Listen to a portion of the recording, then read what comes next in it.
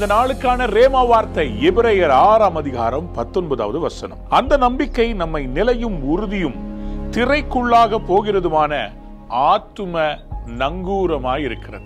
அன்பான தேவனுடைய பிள்ளைகளே, நங்கூரம் பார்த்திருக்கிறீங்களா? ஒரு பெரிய கப்பலை அலையாமல் கடலுக்குள் போய்விடாமல் அதை நிறுத்துவதே இந்த நங்கூரம் தான். நங்கூரம் எப்படிப்பட்டது தெரியுங்களா? பெரிய மெட்டல்ல செஞ்சிருப்பாங்க, பயங்கர ஹெவியா இருக்கும். அவ்வளோ பெரிய கப்பலை இந்த நங்கூரம் கீழே போய் மண்ணுல ஆழமா பதிஞ்சு அப்படியே உள்ள லாக் பண்ணிக்கிட்டு அந்த கப்பலை மூவ் பண்ணாம இது காப்பாற்றும். அந்த நங்கூரம் இருக்கிறதுனாலதான் அந்த கப்பலுக்கு மரியாதையே. நங்கூரம் இல்லாவிட்டால் நிறுத்த வேண்டிய இடத்துல இவங்களால நிறுத்தவே முடியாது, பாதுகாப்பா இருக்க முடியாது. எபிரேயரை எழுதின ஆக்கியோன் சொல்லுகிறார், அவர் ஆத்துமாவின் நங்கூரமாய் இருக்கிறாராம். அந்த நம்பிக்கை நிலையும் உறுதியுமானதமாய் இருக்கிறதா. எதை பத்தி சொல்றாரு? ஆண்டவர் ஆபிரகாமுக்கு கொடுத்த வாக்குத்தத்தம்.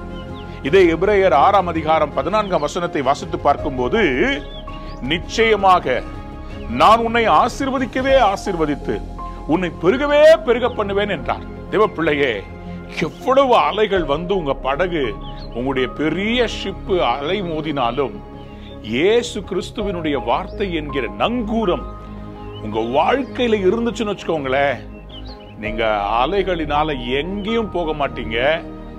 அவர் எங்க வைக்கணுமோ அந்த இடத்துல நீங்க கரெக்டா இருப்பீங்க. மாலுமி சும்மா அந்த நங்கூரத்தை எல்லா இடத்துலயும் போட மாட்டாருங்க. அட்லாண்டிக் கடல்ல போயிட்டு இருக்கும் போது நடுவுல பொத்துன்னு போட மாட்டார். ஒருவேளை அவர் இங்கிலாந்துல இருந்து அமெரிக்காவில் இருக்கிற அந்த கரையோரமா இருக்கிற புளோரிடாவுக்கு போறாருன்னு வச்சுக்கோங்களேன், அந்த புளோரிடாவில் இருக்கிற அந்த மயாமின்னு சொல்லப்படுற கடற்கரை வர வரைக்கும் நங்கூரத்தை சும்மா போட மாட்டாருங்க.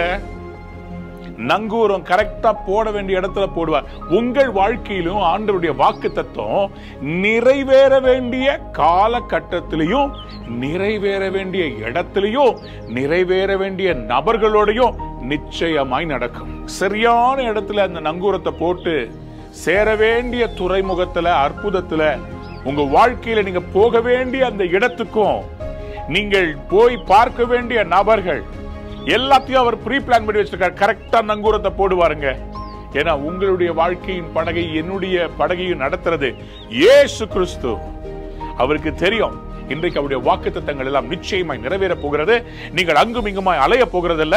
உங்களுடைய வாழ்க்கையில சரியான தீர்மானம் எடுப்பீர்கள்.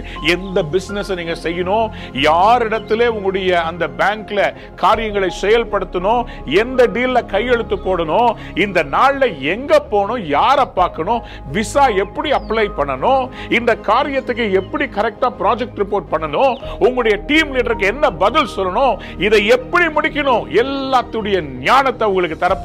அதற்கு மேல அவருடைய வாக்குத்தத்தத்தை கொடுப்பார். அந்த வாக்குத்தத்தம் உங்களுடைய வாழ்க்கையை நங்கூரமாய் மாறப் போகிறது. உங்களுடைய வாழ்க்கை படகு அலைந்து திரிவதில்லை. சரியான இடத்திலே, சரியான நேரத்திலே நங்கூரமாய் அவர் நிற்பார். அவருடைய வாக்குத்தத்தம் நிற்கும். ஆகவே இந்த நம்பிக்கை நிலையும் உறுதியும் உள்ளதாக இருக்கிறது. கர்த்தர் உங்களை ஆசீர்வதிப்பாராக. God bless you. Have a wonderful day. Amen.